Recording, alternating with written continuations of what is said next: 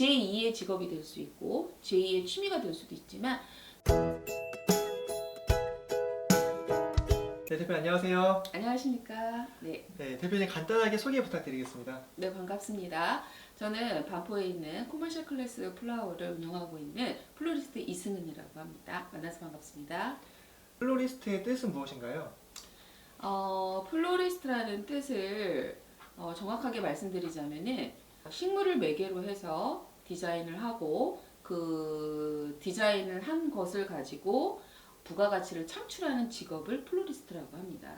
근데 우리나라에서는 플로리스트라고 그러면 대부분 꽃을 접목해서 하면 보다 플로리스트라고 생각하시는 분들이 많아요. 네. 뭐 꽃다발, 꽃바구니 정도 하실 수 있으시면 플로리스트라고 하는데 엄밀히 말하면 그건 아니고요. 전문 직업인을 뜻하는 단어입니다. 그렇기 때문에 그냥 꽃시장에서 꽃을 파는 분들을 플로리스트라고 지칭하지 않는 것처럼 또 뭐 옷가게에서 옷을 파시는 분들을 디자이너라고 하지는 않잖아요. 네네. 예. 그래서 엄밀히 말하면은 디자인을 창출하고 만들어내고 그것을 통해서 부가가치까지 창출하는 전문 직업인입니다. 그러면은 간단하게 정리를 해보자면은 가게에서 꽃을 팔면서 그걸 디자인하고 수익 창출까지 할 수 있는 분들 플로리스트라고 하는 네, 건가요? 그렇습니다. 그럼 플로리스트의 기준이 또 있을 것 같습니다. 그렇죠. 제가 이제 안타깝게 생각하는 것 중에 하나가 뭐냐면요. 플로리스트 반이라고 많이 생겨 있어요. 네네. 근데 이 플로리스트 반이 단순히 그냥 간단한 작업만 하고 몇 번의 수업을 통해서 이루어질 수 있는 수업이 아니에요. 그거는 취미라든지 뭐 이렇게 하시는 분들은 뭐 가능하지만 플로리스트라고 하는 거는 취업을 목적으로 하는 전문 직업군에 속하기 때문에 굉장히 그 고도의 훈련이 필요합니다.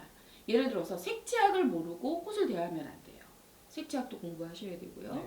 뭐 공간 장식이라든지 또 뭐 기본적으로 꽃다발, 뭐 꽃바구니 뭐 이런 거는 뭐 너무나 기본적인 거고요. 뭐 부케도 그냥 요새는 자연줄기를 이용하는 줄기들을 많이 이용하는데 와이어 테크닉이라든지 뭐 디자인 부케라든지 그런 것들을 디자인할 줄 아는 분들이 하는 게 좋다고 생각을 합니다. 그런 분들을 플로리스트라고 하기 때문입니다.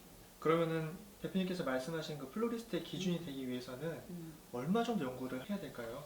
연구기간이라고 하는 거는요, 사람마다 조금 다르고 학원이나 학교마다 특징이 조금 다르지만 제가 생각했을 때는 이제 정해져 있는 기간 동안에 꾸준히 하시면은 뭐 어느 정도 단계를 밟아서 나가실 수가 있지만 저 같은 경우에는 제가 비교를 해드리자면 1년을 매일같이 오시는 분들과 일주일에 한 번 와서 수업하시는 분들과 다르다라는 거죠. 똑같이 1년을 했어도. 그렇기 때문에 내가 만약에 무엇을 목표로 해서 하고 계시다면 정확하게 그 내용을 아시고 내가 만약에 플로리스트가 되고 싶다 그러면요. 플로리스트의 개념부터 확실히 아셔야 돼요. 그래서 제대로 공부를 하시고 이론과 실기가 겸비돼야 되고요. 만약에 꽃을 하셨는데 이론을 겸비해서 가르칠 수 없거나 이론이 접목되지 않으면은 짧아요, 생명이. 그렇기 때문에 그러면은 그냥 판매업자만 되는 거예요. 그렇기 때문에 좀 이론이 접목이 돼서 제대로 된 공부를 하겠다고 마음을 먹으신 분들은요, 이 용어부터 제대로 해석을 하셔야 된다고 저는 생각을 해요. 그리고 플로리스트가 되기 위해서는 그 기간에 대해서 말씀을 하셨는데 저는 이게 평생 직업이라고 생각을 하거든요. 네, 지구가 멸망해도 없어지지 않는 직업군에 속합니다. 요새 AI 어마어마하잖아요.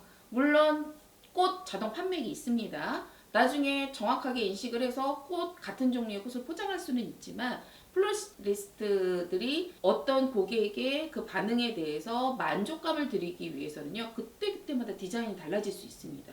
그것까지 하려면은요, 이 분야에서 얼마나 많은 그 AI 작업을 하겠어요. 그렇죠. 네. 그래서 살아남을 수 있는 직업군이라고 말하는 거고요. 죽을 때까지 할 수 있는 직업군이라고 말하기 때문에 너무나 매력적인 직업이에요. 학교에서 2년, 4년을 공부하시든 학원에서 뭐 1년, 6개월, 뭐 3년을 공부하시든 결국은 실력자만 남아요.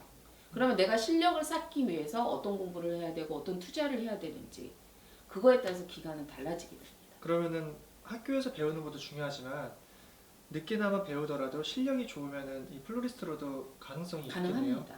근데 너무 중요한 게 뭐냐면요. 물론 뭐 10대부터 준비를 하고 20대나 30대 중반이 거의 지금 많이 선호하고 있는 직업이고요. 네. 근데 저는 40대, 50대, 60대도 늦지 않다고 생각을 해요.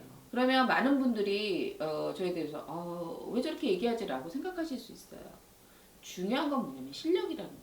실력이 있어서 왜냐면 지금 요새 시니어 모델 유행하시는 거 아시죠? 네. 똑같습니다.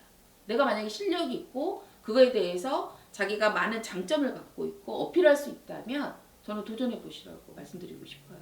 제2의 직업이 될 수 있고 제2의 취미가 될 수도 있지만 취미를 오래 전문화시켜서 오래 세컨 잡처럼 하고 계시다가 이걸 본업으로 하실 수도 있거든요. 굉장히 좋은 직업군이죠. 굉장히 또 매력 있네요. 그렇죠.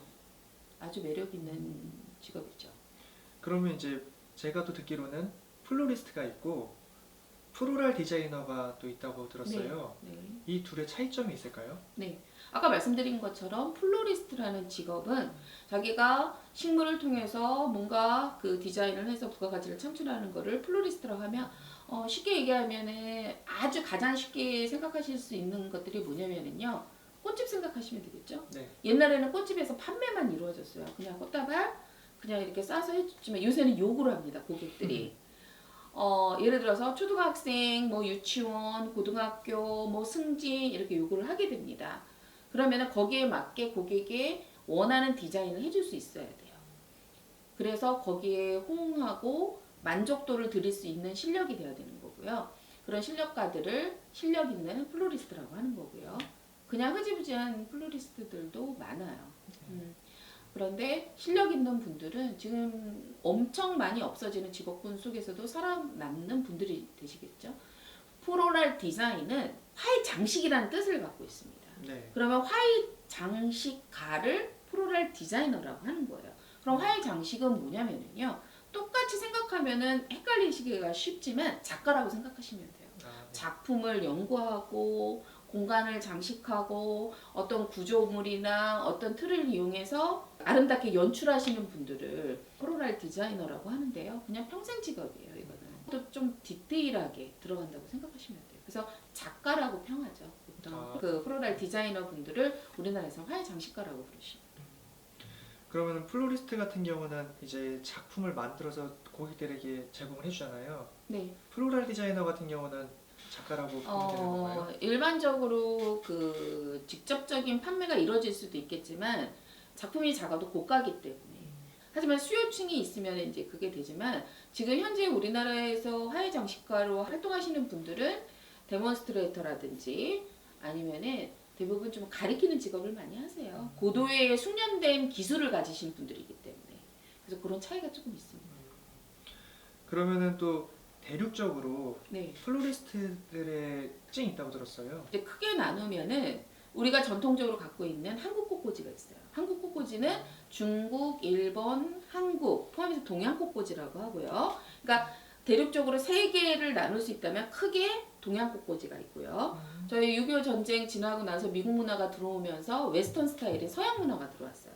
웨스턴 스타일은 현재 화해장식 기능사의 대부분을 차지하고 있습니다. 그래서 서양 그 화해라고 하는 웨스턴 디자인이 있고요. 또 하나는 우리나라에 지금 물밀듯이 자리 잡고 있는 유러피안 스타일입니다. 유러피안 스타일에서 대세를 이루고 있는 게 독일 스타일, 영국 스타일, 프렌치 스타일이에요. 그렇게 해서 크게 세 가지로 나누게 됩니다. 크게 보자면은 유러피안은 가치를 따져요. 꽃의 가치를 따져서 대중소의 가치를 따지고요.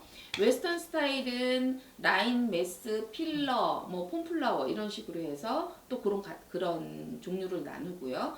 이 동양에서는 주지를 따집니다. 예, 나무를 좀 많이 이용해서 하잖아요. 그래서 뭐 주지 그리고 덩어리 꽃, 네 그리고 이제 베이스 작업 이렇게 해갖고 이렇게 나누게 됩니다. 그래서 약간의 차이들이 아니라 많은 차이가 있어요. 그런 부분에서는 크게 세 가지 맥락으로 나눠서 볼 수 있습니다.